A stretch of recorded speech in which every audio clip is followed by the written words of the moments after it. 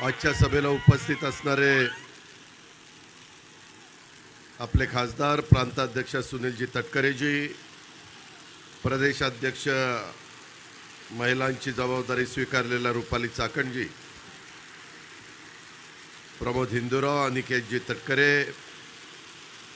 हनुमंत पिंगळे, दत्तात्रय मसूरकर, अशोक भोपतराव, भरतभाई भगत, एकनाथराव धुळे, शेखर पिंगळे, अशोक सावंत, ज्ञानेश्वर गायकवाड, उल्हास भुरके, दीपक श्रीखंडे, राजेंद्र निरगुडकर, शरद कदम, सुरेश पाटील, अजय सावंत, आयुब तांबोळी, अजिम करजीकर, प्रसाद कर्णूक, अंकिता साखरे, उमा मुंडे, इस्माईल मालदार, बैराम देशमुख, मंगेश दळवी, विश्वनाथ पाटील, शिवाजीराव खारीक, राजाभाऊ कोठारी, अनेक कार्यकर्ते इथं आहेत. HR पाटील, भगवानराव चंचे, संतोष बैलमारे, भगवानराव भोईर, मनीष यादव, प्राचीताई पाटील, रंजनाताई धुळे, संतोष गुरव, धनाजी गरुड, राजेश दळवी, विशेषतः माझ्या कर्जत, खोपोली, खालापूर, नेरळ, माथेरान ह्या भागातून आलेले राष्ट्रवादी काँग्रेस पक्षाचे सर्व सन्माननीय आजी माजी पदाधिकारी, सर्व या परिसरातील जमलेले प्रतिष्ठित नागरिक आणि ज्यांनी पुढाकार घेऊन आज कर्जत तालुका राष्ट्रवादी काँग्रेस पक्षाच्या जनसंपर्क कार्यालयाच्या लोकार्पण या कार्यक्रमाच्या निमित्तानं मला आणि माझ्या सहकाऱ्यांना बोलवलं आणि आपणही ह्या सभेच्या निमित्तानं आला. ते आपल्या सगळ्यांचं मनापासून त्यांनी पुढाकार घेऊन जी अतिशय उत्तम प्रकारे व्यवस्था केली ते सुधाकरजी घारे, त्यांचे सर्व टीम, पत्रकार मित्र, बंधू भगिनींनो, माझ्या तरुण मित्रांनो, खरं तर रायगड म्हणजे युगपुरुष छत्रपती शिवरायांची राजधानी म्हणून उभ्या जगाला त्याची ओळख आहे.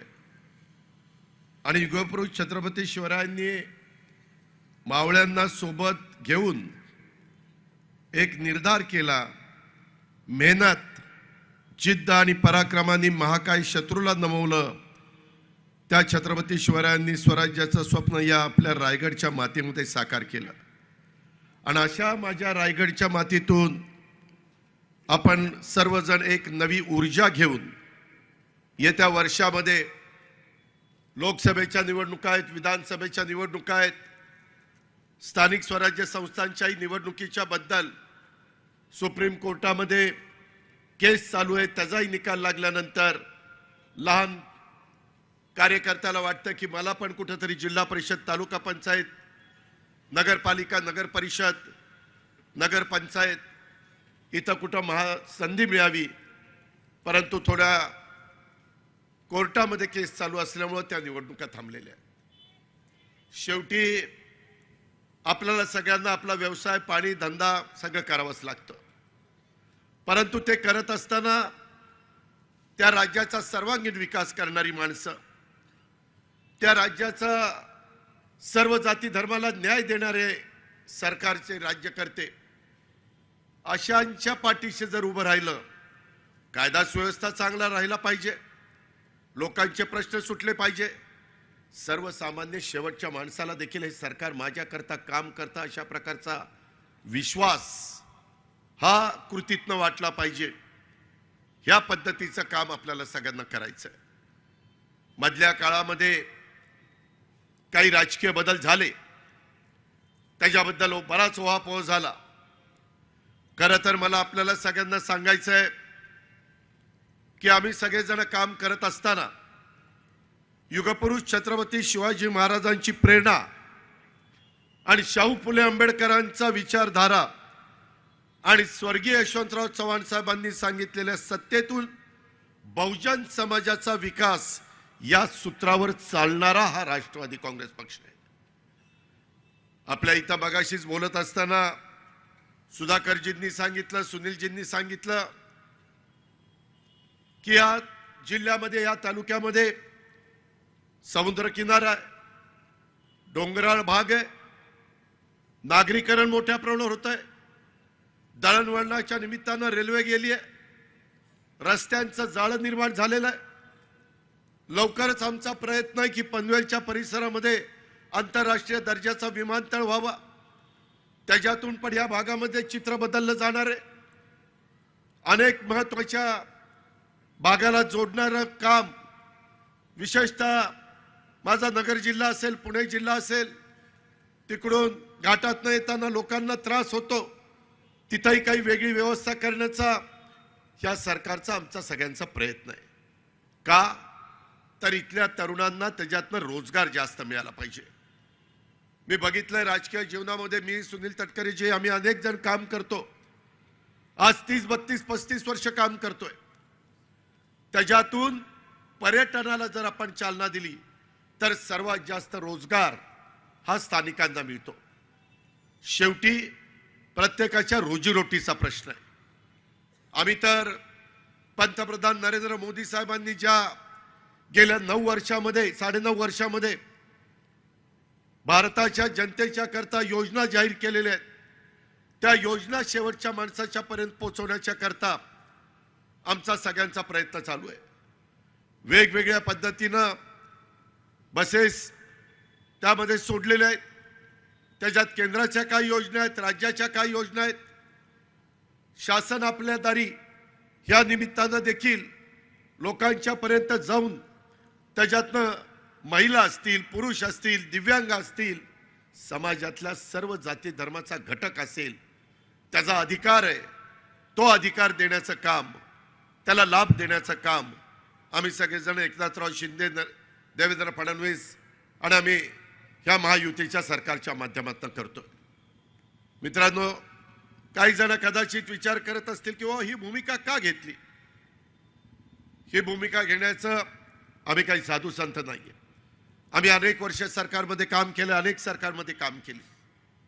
मित्रांनो, कुणी त्याच्यामध्ये कुठलाही राजकीय पक्ष देश पातळीवर अलीकडच्या काळामध्ये तुम्ही नजर जर टाकली तर वेगवेगळे राजकीय पक्ष वेगवेगळ्या सहकार्यांच्या बरोबर जातात, परंतु आपली विचारधारा सोडत नाही. मी आपल्याला सगळ्यांना या निर्धार सभेच्या निमित्तानं आपल्या मार्फत महाराष्ट्रातल्या जनतेला पण सांगू इच्छितो की आमची विचारधारा स्पष्ट आहे. आमचा अल्पसंख्याक समाज असेल, मागासवर्गीय आदिवासी समाज असेल, त्याच्या संदर्भामध्ये समाजातला इतर मागासवर्गीय समाज असेल, सर्वसाधारण समाज असेल, कुठल्याही समाजाला त्यांनी आपापल्या भागामध्ये गुण्यागोविंदांनी नांदावं, एकोपा राहावा. युगपुरुष छत्रपती शिवाजी महाराजांनी 350-400 वर्षापूर्वी हीच भूमिका घेतली आणि स्वराज्याची स्थापना केली. त्याच रस्त्याने आमचा सगळ्यांचा जाण्याचा प्रयत्न आहे. सध्या महाराष्ट्राचं वातावरण सध्या जरा वेगळ्या पद्धतीने आपल्याला सगळ्यांना पाहायला मिळतं. मित्रांनो, त्याच्यातून वेगवेगळ्या प्रकारची चर्चा होती. प्रत्येकाला आपलं आपलं म्हणणं मांडण्याचा अधिकार आहे, आपली भूमिका मांडण्याचा अधिकार आहे. संविधान दिन आपण साजरा केला आता 26 तारखेला आणि त्याच्यातून डॉक्टर बाबासाहेब आंबेडकरांनी तो अधिकार आपल्याला दिलेला आहे. पण हा अधिकाराचा वापर करत असताना इतरांना त्रास होणार नाही, इतरांच्या भावना दुखावल्या जाणार नाही, जाती जातीमध्ये तेढ निर्माण होणार नाही, समाजामध्ये अंतर पडणार नाही, अशा प्रकारची भूमिका सर्वांनीच घेतली पाहिजे. त्याच्यामध्ये कोणी त्याच्यात वेगळा समजण्याचं कारण नाही. आज मराठा समाजाला वाटतं की आम्हाला आरक्षण मिळालं पाहिजे, आज धनगर समाजाला वाटतं आम्हाला आरक्षण मिळालं पाहिजे, आदिवासी समाजाला वाटतं की आमच्यामध्ये कुणाला न आणता त्यांना त्यांचं वेगळं आरक्षण द्यायला आमची काही हरकत नाही. त्याच्या संदर्भामध्ये ओबीसी समाजाला वाटतं की बाबा आमच्यामध्ये 350 जाती आहेत, आम्हाला देखील कुठेतरी न्याय मिळाला पाहिजे. मुख्यमंत्र्यांनी त्याच्या संदर्भामध्ये कमिटी नेमलेली आहे, अभ्यास चालू आहे. त्याच्यामध्ये जुनं रेकॉर्ड तपासलं जात आहे. त्यामध्ये कुठेही कुणावर अन्याय होणार नाही. सर्व राजकीय पक्षांची बैठक घेतली, सर्व नेतेगण त्याला हजर होते. त्याच्यातनं सर्वांनी एकमताने सांगितलं, इतरांना दिलेल्या आरक्षणाला कोणताही धक्का न लागता त्याबद्दल राहिलेल्यांना पण संधी मिळाली पाहिजे, अशा प्रकारची भूमिका सगळ्यांनी घेतली. जेवढ्या व्यक्ती तेवढी वेगवेगळी मतं विचार असू शकतात, मतांतर असू शकतं आणि ते असलं पाहिजे. आज मी सांगतो ते 100% तुम्हाला पटलंच पाहिजे हा दावा माझा अजिबात नाही. जर उद्याच्याला माझी एखादी गोष्ट एखाद्याला पटली नाही तर त्याच्या संदर्भामध्ये चर्चा होऊ शकते, विचारांची देवाणघेवाण होऊ शकते. पण आज आपण काय करतोय, काय पाहतोय, त्याच्यामध्ये मध्ये मित्रांनो मला डेंग्यू झाला. 15 दिवस थोडीशी माझी तब्येत त्या ठिकाणी मला वीकनेस आलेला होता. डॉक्टरांनी काही काळजी घ्यायला सांगितली, तशा प्रकारची काळजी मी घेतली आणि खुशाल चर्चा सुरू झाली की अजित पवारला राजकीय आजार झाला. अरे मी असला लेचा पेचा नाही राजकीय आजार होणारा, जे काही असेल ते तोंडावर बोलणारा मी माणूस आहे. कशा करता आपण जर मिळालेल्या संधीचा फायदा ह्या दुर्लक्षित माणसाच्या, शेवटच्या माणसाच्या, वंचित माणसाच्या त्याचं राहणीमान बदलण्याच्या करता, त्याला इतरांच्या बरोबरीने पुढे आणण्याच्या करता आपण काम करायचं असतं. आणि हीच राष्ट्रवादी काँग्रेस पक्षाची भूमिका आहे. ह्याच पद्धतीनं आम्ही मित्रांनो पुढे त्या ठिकाणी जाऊ इच्छितो आणि त्याच्यातून एक चांगलं वातावरण चांद्यापासून बांद्यापर्यंत संपूर्ण महाराष्ट्रामध्ये व्हावं. माझ्या रायगड जिल्ह्याला वरदान आहे, माझ्या रायगड जिल्ह्याला समुद्र किनारा आहे, त्याचा फायदा मोठ्या प्रमाणावर करता यावा. आज महाराष्ट्रामध्ये सगळ्यात जास्त गुंतवणूक मोठे मोठे कारखानदार कुठे येऊ पाहत आहेत. पुणे जिल्ह्यामध्ये, रायगड जिल्ह्यामध्ये त्यांना सगळ्या पद्धतीनं काय आम्हाला सुविधा देता येतील ते अशा प्रकारचा प्रयत्न आमचा चालू आहे. आणि हा प्रयत्न करत असताना त्याच्यातनं कुठल्याही परिस्थितीमध्ये तिथं प्रदूषण होणार नाही. निसर्गाने जी उधळण माझ्या रायगड जिल्ह्यावर केलेली आहे त्याला कुठल्याही प्रकारचा धक्का लागणार नाही, याबद्दलची काळजी आम्ही सगळेजण घेतोय. आज आपण काय बघतोय, आज आम्ही सरकार चालवत असताना आजच कॅबिनेट होती, त्या कॅबिनेटमध्ये अनेक निर्णय आम्ही घेतले. ते निर्णय घेताना कर्जतकरांनो एक गोष्ट तुम्ही लक्षात घ्या, आज राज्यामध्ये काही तालुक्यांच्या मध्ये दुष्काळ आहे. तिथं आम्हाला टँकर द्यावे लागतात, जनावरांना चारा द्यावा लागतो, चारा डेपो द्यावे लागतात, तिथल्या लाईटच्या बिलाच्या बद्दल सवलती द्याव्या लागतात, तिथं इतर अनेक प्रकारचे निर्णय आम्हाला घ्यावे लागतात. काही मंडळ आहेत त्या मंडळामध्ये देखील आपल्याला काही सवलती द्याव्या लागतात. आणि काही भागामध्ये आजच आम्ही चर्चा केली, एवढा धोधो पाऊस पडला आहे की त्याच्यातनं माझ्या शेतकऱ्यांची पिकं उद्ध्वस्त झाली. माझ्या कोकणामध्ये देखील काही भागामध्ये भात काढलेला, आता तो भात घरामध्ये आणायचा,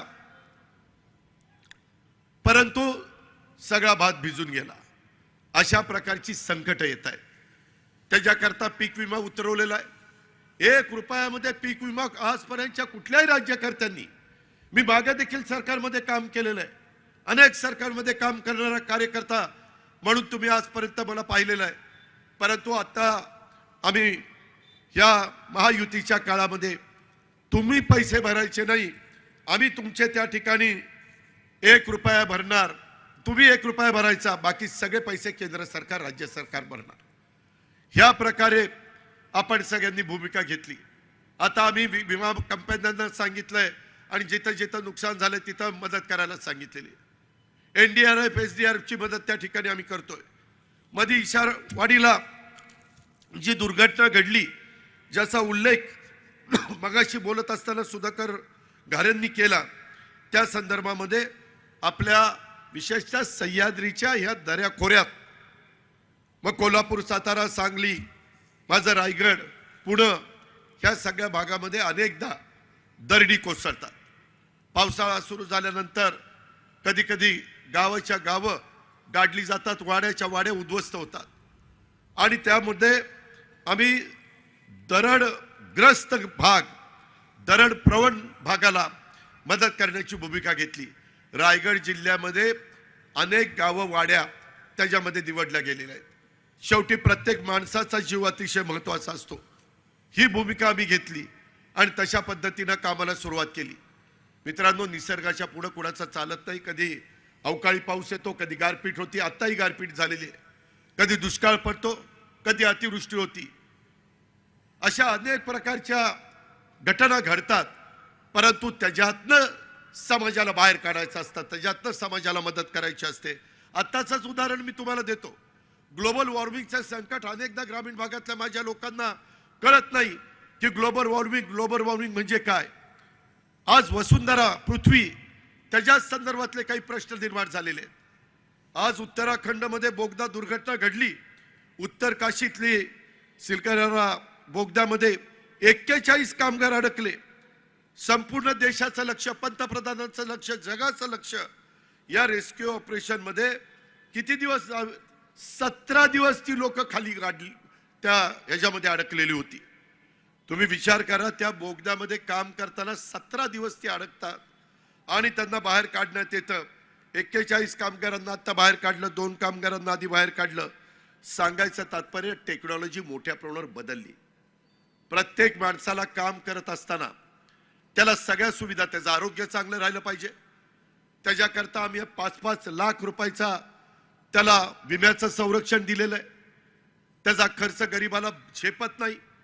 त्याकरता देखील राज्य सरकारने निर्णय घेतला आणि त्याच्यातून विमा सरकारी खर्चाने तिथल्या कुटुंबाला 5 लाख रुपयाच्या पर्यंत औषध पाण्याची मदत, ऑपरेशनची मदत केली जाते. आमचा प्रयत्न महायुतीचा हाच आहे आणि राष्ट्रवादी काँग्रेस पक्षाने त्याच्याकरताही आम्ही सगळ्यांनी भूमिका घेतली की बाबा लोकांच्या विकासाचे प्रश्न थांबू नये. आज बोलत असताना मगाशी सुधाकर घारेंनी सांगितले इथले काही प्रश्न, इथल्या काही अडचणी त्या सोडवायच्या म्हटलं तर आम्ही विरोधी पक्षामध्ये राहून अडचणी सोडवल्या जाणार आहेत का? निधी दिला जाणार आहे का? लोकांचे प्रश्न सोडवले जाणार आहेत का? जर आपली विचारधारा पक्की ठेवून जर आपल्याला काम करता आलं आणि समाजाचं भलं करता आलं आणि स्वर्गीय यशवंतराव चव्हाण साहेबांचा जो काही सत्तेतून बहुजन समाजाचा विकास या सूत्रावर आपण जर पुढे गेलो तर बिघडलं काय? शेवटी लोकांच्या करताच कामं करायची असतात आणि म्हणून तशा प्रकारची भूमिका ही आम्ही सगळ्यांनी स्वीकारली. मला आपल्याला सगळ्यांना सांगायचं आहे, कर्जत ही हुतात्मा वीर भाई कोतवालांची भूमी. ब्रिटिशांच्या जुलमी सत्तेविरुद्ध लढताना त्यांनी आपलं सर्वस्व पणाला लावलं आणि त्याच्यातनं काम करत असताना त्यांनी इथली अशी माणसं ह्या भूमीमध्ये होती म्हणून स्वतंत्र भारताचं स्वप्न साकार होऊ शकलेलं आहे. आपला रायगड जिल्हा हा तसा बघितलं तर विविधतेनं भरलेला जिल्हा. सुनील तटकरे यांच्यासारखा एक उमदा नेता काही वर्षापूर्वी ह्या रायगड जिल्ह्यामध्ये पुढे आला. त्यांना संधी मिळाली, संधीचं सोनं केलं. ह्या जिल्ह्यामध्ये काम करताना प्रतिकूल परिस्थितीमध्ये काम करावं लागत होतं. त्याच्या संदर्भामध्ये मित्रांनो, इथं शेतकरी कामगार पक्ष, काँग्रेस पक्ष ह्या लोकांच्या बरोबर तिथं लढत असताना तिथं कुठेही आपण मागं पडू नये अशा प्रकारची भूमिका ही त्यांनी त्या ठिकाणी घेतली आणि संपूर्ण ह्या जिल्हा कसा राष्ट्रवादी काँग्रेसमय होईल ह्याबद्दलचं काम ह्या रायगडच्या भूमीमध्ये राष्ट्रवादी काँग्रेस पक्ष जोमाने वाढला पाहिजे. पक्षाची सत्ता स्थानिक पातळीपर्यंत विविध ठिकाणी आणली पाहिजे. अनेक स्थानिक कार्यकर्त्यांना त्याच्यातनं बळ मिळालं पाहिजे. हे सर्व अत्यंत प्रतिकूल परिस्थितीमध्ये इथं शिवसेना, काँग्रेस आणि शेतकरी कामगार पक्ष हे 3 पक्ष तसे पॉवरफुल असताना देखील त्यांनी त्याच्यामध्ये जोमाने पक्ष वाढवण्याचं काम केलं. आपण सर्वांनी झपाटून काम करण्याच्या सुनील तटकरे साहेबांच्या पद्धतीला एक पाठिंबा दिला आणि आज एक वेगळ्या प्रकारचं चित्र दिसतंय. तुम्ही काळजी करू नका. जिल्हा परिषदेच्या निमित्तानं अनेक कार्यकर्त्यांना संधी देत असताना आपल्याला आपल्या पक्षाची भूमिका ही शेवटपर्यंत त्या ठिकाणी पोचवायची. म्हणूनच आपण घड्याळ तेच वेळ हवी, हे घड्याळ तेच वेळ नवी अशा प्रकारची भूमिका त्या ठिकाणी घेतलेली आहे आणि ती आपल्याला सर्व दूरपर्यंत पोहोचवण्याचं काम करायचं आहे. अनेक नवीन नवीन प्रश्न येत असतात. सुदैवाने आम्ही सरकारमध्ये गेल्यानंतर काही महत्त्वाची खाती देखील राष्ट्रवादी काँग्रेस पक्षाकडे घेण्याचा प्रयत्न मी त्या बाबतीमध्ये केलेला आहे. आत्ताच आदिती तटकरे इथं स्टेजवर आलेले आहेत. तिच्याकडं आम्ही महिला बाल विकासाचा एक महत्त्वाची जबाबदारी दिलेली आहे. पाठीमागच्या काळामध्ये महिलांना संधी दिलेली नव्हती. यावेळेस जाणीवपूर्वक महिलांना संधी देण्याचं काम कॅबिनेटमध्ये करण्यात आलेलं आहे. त्याच्यातून धनंजय मुंडे यांच्याकडे कृषी खातं आहे, माझ्यासारख्याकडे अर्थ आणि नियोजन खातं आहे, भुजबळ साहेबांच्याकडे अन्न नागरी पुरवठ्यासारखं महत्त्वाचं खातं आहे. त्याच्या संदर्भामध्ये क्रीडा खातं आणि युवक कल्याण खातं आमच्या संजय बनसोडेकडे आहे. मगाशी ज्याचा सुनील तटकरे साहेबांनी उल्लेख केला, अनिल भाईदास पाटलांच्याकडे मदत आणि पुनर्वसन, हे अशा प्रकारचे प्रसंग आल्यानंतर मार्ग कसा काढायचा, मदत कशी करायची, केंद्राचा पैसा कसा आणायचा, राज्याच्या पैशाची जोड कशी द्यायची. आता जे मगाशी बोलत असताना सुधाकर घारेंनी सांगितलं दरडग्रस्त भागाच्या बाबतीत, मित्रांनो मी बघितलं गेल्या 5 वर्षामध्ये माझ्या कोकणात 4 वेळेला नैसर्गिक संकट आलं. 4 वेळेला एवढं जोरात वादळ आलं की होत्याचं नव्हतं झालं. आणि हे 5 वर्षात जर 4दा होत असेल तर कुठेतरी काही ठोस भूमिका घेतली पाहिजे. हे सगळे सांगायचे, आदिती सांगायचे, बाकीचे माझे सगळे सहकारी सांगायचे. आम्ही केंद्राशी बोललो. आता पहिल्या टप्प्यामध्ये 4,000 कोटीचा कार्यक्रम आणलेला आहे. त्याच्या संदर्भातली काही कामं सुरू केलेली आहे, काही कामं आता सुरू होतील पाईपलाईनमध्ये. हे कशा करता आपण करतोय? एकंदरीतच राज्याची भौगोलिक परिस्थिती फार वेगळी असल्यामुळं अनेक प्रकारचे प्रसंग अचानक कुठं ना कुठं काही घडतात आणि त्याच्यातनं मार्ग काढण्याचा प्रयत्न मग आपण करत असतो. आणि म्हणून आम्हाला गेले 30-32 वर्ष समाजकारण राजकारणाचा अनुभव असल्यामुळं पक्ष कशा पद्धतीनं संघटना वाढवायची असते ह्या सगळ्या गोष्टीचा अनुभव असल्यामुळं मित्रांनो, आपण ह्या सगळ्या अनुभवाचा फायदा हा आपल्या पक्षाला पण व्हावा, त्या भागात मध्ये काम करत असताना जनतेला पण व्हावा. आज तरुणांचा बेकारीचा प्रश्न त्यांच्या समोर उभा आहे. आम्ही 1 लाखाच्या पेक्षा जास्त नोकर भरती राज्य सरकारमध्ये विविध खात्यामध्ये सुरू केलेली आहे. इतर पण मोठे मोठे उद्योग येण्याच्या करता त्यांच्याशी आम्ही चर्चा करतो, त्यांना सवलती देतोय, त्याच्यातनं मार्ग काढतोय. मी आत्ताच खोपोलीला ज्यावेळेस उतरलो त्यावेळेस मी सुनील तटकरे साहेबांशी, दत्तात्रय मसुरकर साहेबांशी आणि इतरांशी बोलत होतो किंवा इथं काही उद्योग बंद पडलेले आहेत, तिथं काय करता येईल आणि त्याच्यातून पुढं जाण्याचा आमचा सगळ्यांचा प्रयत्न आहे. राज्य अतिशय समाधानाचं चित्र महाराष्ट्रामध्ये निर्माण झालं पाहिजे. विरोधाला विरोध करण्याची भूमिका माझी कालही नव्हती, आजही नाहीये, उद्याही नसणार आहे. हे पण स्पष्टपणे मी आपल्या सगळ्यांना सांगू इच्छितो. आज मी ज्यावेळेस इथं आलो त्यावेळेस मला बऱ्याच दिवसापूर्वी स्वतः सुनील तटकरे साहेबांनी सांगितलं होतं की आपल्याला कर्जत तालुक्यात उद्या आणि परवा 2 दिवसाचं शिबिर आहे. त्याच्यामध्ये देखील आम्ही आमच्या पक्षाची भूमिका ह्या शिबिराच्या माध्यमातून संपूर्ण महाराष्ट्राला काय आम्ही करू पाहतोय हे सांगण्याचा प्रयत्न आम्ही सगळेजण करणार आहोत. आणि त्याच्यातून कर्जत तालुक्यामध्ये तुम्ही आदल्या दिवशी या, तिथं अतिशय चांगल्या प्रकारे राष्ट्रवादी काँग्रेस पक्षाचं जनसंपर्क कार्यालय हे आमच्या सुधाकर घारेंनी आणि त्यांच्या सगळ्या सहकाऱ्यांनी उभं केलेलं आहे. मी माझ्या मनामध्ये कार्यालय म्हणजे काय साधं कार्यालय असेल, तिथं आल्यानंतर बघितलं अरे आमच्या प्रांताध्यक्षाला पण एवढं मोठं कार्यालय नाही. प्रांताध्यक्षाचंच काय सांगता, आमच्या महिला अध्यक्षाला पण तेवढं कार्यालय नाही. त्या दोघांचं काय घेऊन बसताय? अरे मला पण एवढं मोठं कार्यालय नाही. मला म्हटलं इथं लयच भारी काम चाललेलं आहे मित्रांनो. परंतु मी अलीकडे सरकारमध्ये काम करत असताना आजच तटकरे साहेब मी एक प्रेझेंटेशन तिथं द्यायला सांगितलं होतं. मी आणि दीपक केसरकरनी मराठी भाषा भवन, अतिशय चांगली इमारत मरीन ड्राईव्हला, तिथं हॉस्टेल पण आपण चांगलं करतोय. जे सावित्रीबाई फुले हॉस्टेल होतं ते जरा पाठीमागच्या तिथंच त्याच प्लॉटमध्ये करतोय. आणि साधारण माझ्या माहितीप्रमाणे जवळपास 500 पर्यंत मुली तिथं राहतील. त्यांना तिथं अटॅच बाथ-WC असेल अशा प्रकारची दिमागदार टॉवर तिथं उभं करतोय. आणि त्याच्या समोर हे मराठी भाषा भवन, ही शेवटी तुमची माझी मातृभाषा आहे. ती आपल्याला पुढं वर्षानुवर्ष टिकली पाहिजे, त्याला मदत झाली पाहिजे. मराठी भाषा हे टिकत असताना मराठी फलक हे लागले पाहिजे अशा प्रकारे कोर्टाने आदेश दिले. जवळपास 250 कोटी रुपयाचं काम तिथं आपण सुरू करतोय. 1.5 लाख स्क्वेअर फीटची ती वाचतोय. सुनील तटकरेजी, आपण अनेक जण, आज आदिती, मी, बाकीचे सगळे सहकारी मित्र ज्या मंत्रालयामध्ये काम करतोय, ते मंत्रालयाच्याही परिसरामध्ये साधारण सगळा तिथला परिसर, मग नवीन विधान भवन, नवीन मंत्रालय, तिथलं संपूर्ण आणखीन काही नवीन गोष्टी आपण करतोय. जवळपास 7,000-7,500 कोटीचं काम आपण तिथं हातामध्ये घेतोय.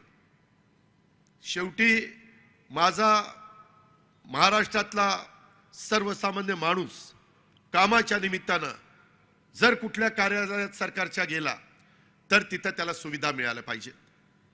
आज आया बहिणी देखील मोठ्या प्रमाणावर बाहेर पडलेल्या आहेत. त्यांना तिथं स्वच्छतागृह पाहिजे, पुरुषांना तिथं व्यवस्थितपणे सुविधा पाहिजे. ह्या प्रकारची भूमिका महायुतीच्या सरकारने स्वीकारलेली आहे.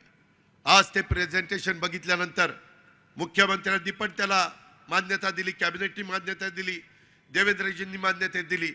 लवकरच त्याच्यामध्ये पुढे कामाला आम्ही ती सुरुवात करतोय.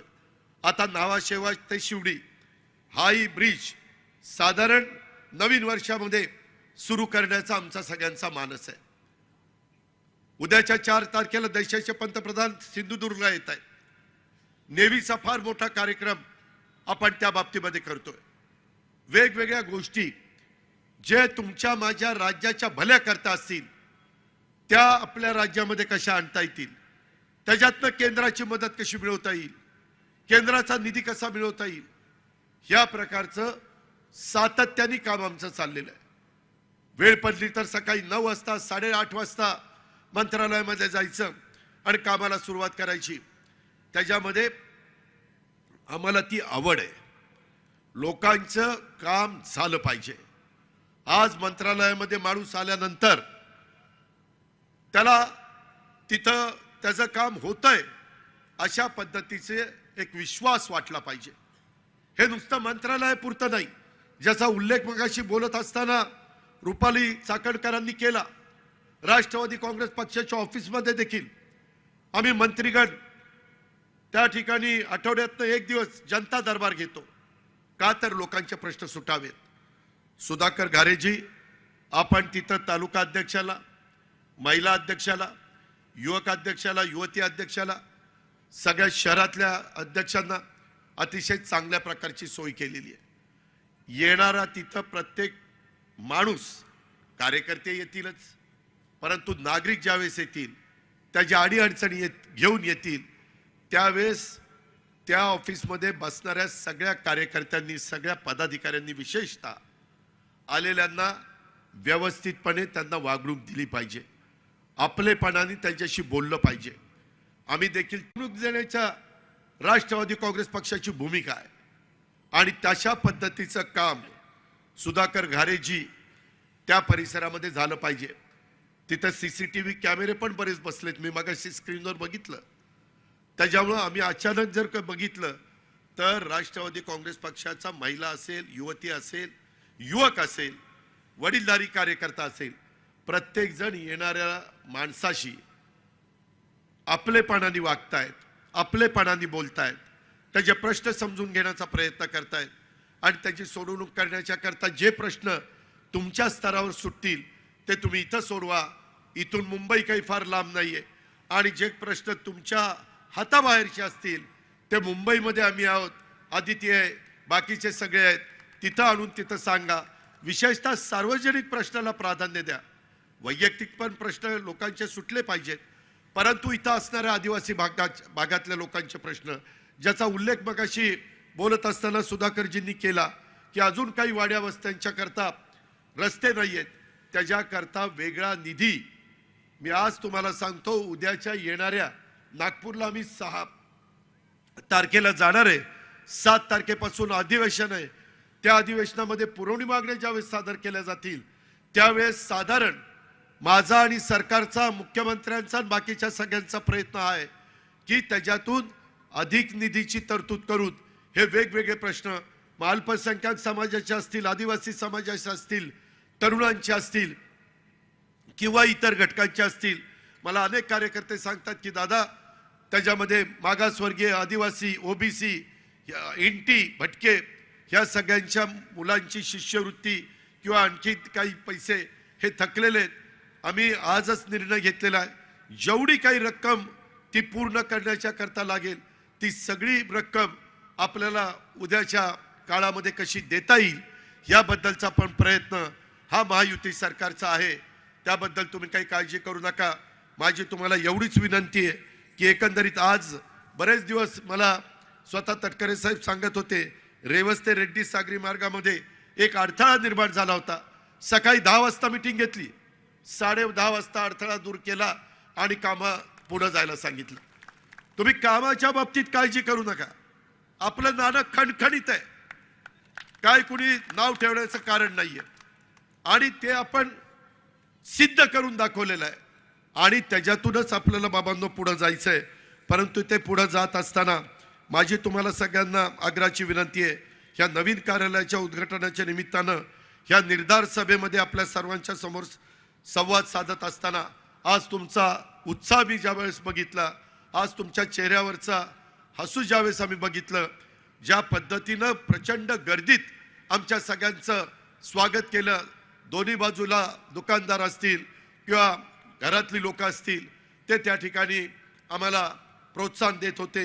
हे खरोखरीच अतिशय एक ह्याच्यातून मला पण राष्ट्रवादी काँग्रेस पक्षाला पण उत्साह मिळाला, प्रेम मिळालं.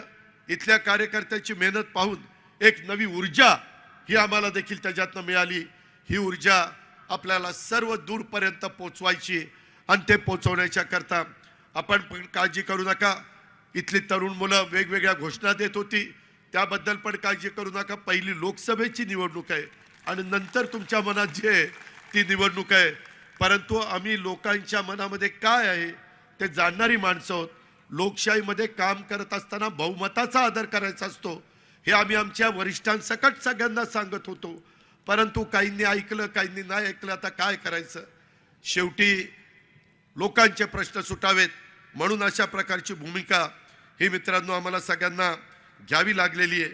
ही पण बाब आपण सगळ्यांनी या निमित्तानं लक्षामध्ये ठेवावी आणि एकंदरीतच काम करत असताना इथून पुढच्या काळामध्ये आम्ही कुठल्याही परिस्थितीत राजकीय भूमिका तुमच्या समोर खंबीरपणे मांडत असताना शाहू फुले आंबेडकरांची विचारधारा हीच आपल्या पक्षाची विचारधारा आहे. राजकीय युती ही प्रत्येक पक्षाला त्या त्या वेळेसची तिथली राजकीय परिस्थिती बघून ही करावी लागते. तुम्ही पाहिलं मागे नितीश कुमारनी पण काही भूमिका घेतलेली पाहिली, तिथं ममता बॅनर्जीने पण काही भूमिका घेतलेली पाहिली, जयललिता हयात नाहीत परंतु त्यांनी पण काही भूमिका घेतलेली पाहिली. आपल्या महाराष्ट्राने पण 1978 पासून वेगवेगळ्या प्रकारच्या राजकीय भूमिका ह्या राज्यामध्ये काय घेतल्या गेल्यात ते पण आपण पाहिलेलं आहे. आणि त्याच्यामुळं राजकीय युती ही प्रत्येक पक्षाला त्या त्या वेळेसची राजकीय परिस्थितीनुसार घ्यावी लागते. यातून पूर्ण देशामध्ये एक देखील पक्ष सुटलेला नाहीये. सत्तेतून लोकांची कामं करणं ही राष्ट्रवादी काँग्रेस पक्षाची आणि कार्यकर्त्याची आणि नेत्याची भूमिका आहे. हातावर हात ठेवून धरून फक्त विरोध करत राहणं हा आपल्या पक्षाचा स्वभाव नाहीये, पद्धत नाहीये. आणि म्हणून येणारं नवीन वर्ष मला सगळ्या माझ्या राष्ट्रवादी काँग्रेस पक्षाच्या कार्यकर्त्यांना सांगायचंय की त्याच्यामध्ये आपल्याला सतत लोकांच्या समोर जाताना नम्रपणे जावं लागणार आहे, त्यांच्याशी संवाद साधण्याचं काम करावं लागणार आहे. निवडणुकीच्या वातावरणामध्ये अनेक चांगल्या वाईट गोष्टी होत असतात, मात्र हे सर्व होत असताना राष्ट्रवादी काँग्रेस पक्षाच्या कार्यकर्त्यांनी तिथं आपण राष्ट्रवादी काँग्रेस पक्षाचा कार्यकर्ता आहे हा विसर कुठं कमी पडता कामा नये.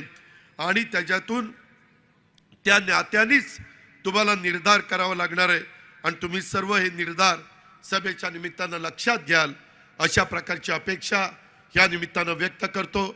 इथं काढलेली रांगोळी बऱ्याचदा रांगोळी काढली जाते मग सांगावं लागतं ही अजित पवारची रांगोळी, ही सुनील तटकरेची रांगोळी, पण आमच्या कैलासनी काढलेली रांगोळी अजिबात सांगावं लागत नाही. सुनील तटकरेंनी पण त्यांची रांगोळी ओळखली आणि मी पण माझी रांगोळी ओळखली. त्याचं कैलासचं मनापासून कौतुक करतो. ज्या दिमागदारपणे आमच्या सुधाकर घारेंनी आणि सगळ्या राष्ट्रवादी काँग्रेस पक्षाच्या कार्यकर्त्यांनी ही प्रचंड हजारोच्या संख्येने सभा आयोजित केली त्याबद्दल पुन्हा एकदा त्यांचा मनापासून आभार मानतो. मी जाता जाता कार्यकर्त्यांना सांगतो, हलक्या कानाचं राहू नका. कधी कधी कारण नसताना आपल्यातल्या आपल्यात मतभेद होण्याच्या करता, आपल्यातल्या आपल्यात अंतर पाडण्याच्या करता. अरे काल दादा तर तुझ्याबद्दल असं बोलत होता आणि तटकरे साहेब तर तसंच बोलत होते. काही तसं नाही. जे असेल ते तोंडावर आपण एकमेकाच्या बोलू, एकमेकाला आधार देऊ, एकमेकाला किंमत देऊ. महाराष्ट्राची जी संस्कृती आहे, महाराष्ट्राची जी परंपरा आहे, सुसंस्कृत महाराष्ट्र कसा असू शकतो आणि कसा पुढे जाऊ शकतो, हे स्वर्गीय यशवंतराव चव्हाण साहेबांनी जी शिकवण दिलेली आहे, त्याच रस्त्याने आपल्याला सगळ्यांना जायचंय. तिथं कुठेही आपल्याला कमी पडायचं नाही. आणि त्याच्यामुळं अलीकडच्या काळामध्ये विरोधी पक्षाचे लोक रोज काहीतरी वेगवेगळ्या प्रकारच्या वल्गना करत असतात, रोज वेगवेगळ्या पद्धतीनं त्या ठिकाणी बोलत असतात आणि चॅनलला काही ना काही सांगत असतात. प्रत्येक गोष्टीला उत्तर देण्याच्या करता काही आम्ही बांधील नाही. आम्ही लोकांची कामं करण्याच्या करता बांधील आहे. आम्ही लोकांचे प्रश्न सोडवण्याच्या करता बांधील आहे. लोकांना येणाऱ्या अडीअडचणीवर मात करून कसं त्याला पुढे नेता येईल याकरता आम्ही बांधील आहे. हाच शब्द मी आपल्या सगळ्यांना देतो आणि माझे 2 शब्द संपवतो. जय हिंद, जय महाराष्ट्र.